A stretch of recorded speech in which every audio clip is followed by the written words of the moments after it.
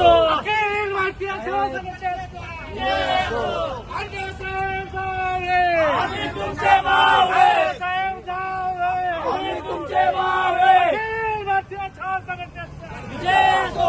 या मोठे गावकरचं करायचं काय? या मोठे गावकरचं करायचं काय? अखिल भारतीय सेवा संघटनेचा अण्णासाहेब जावळे, आम्ही तुमचे मावळे. या मोठे गावकरचं करायचं काय?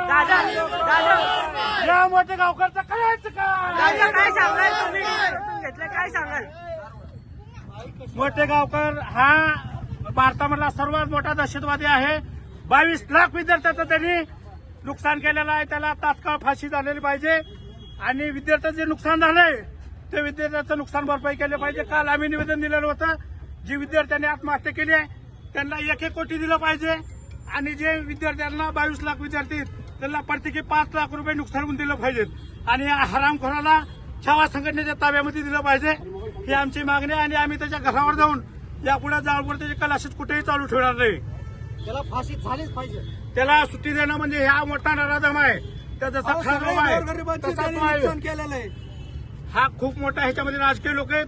आज लातूर जिल्ह्यामधला कुठलाही प्रतिनिधी बोलत नाही बघा.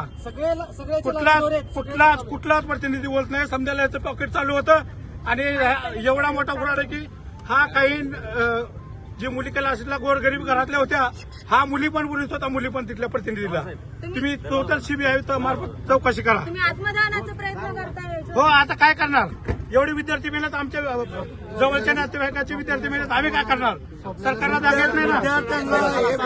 सरकारला जाग येत नाही करणार का आम्ही?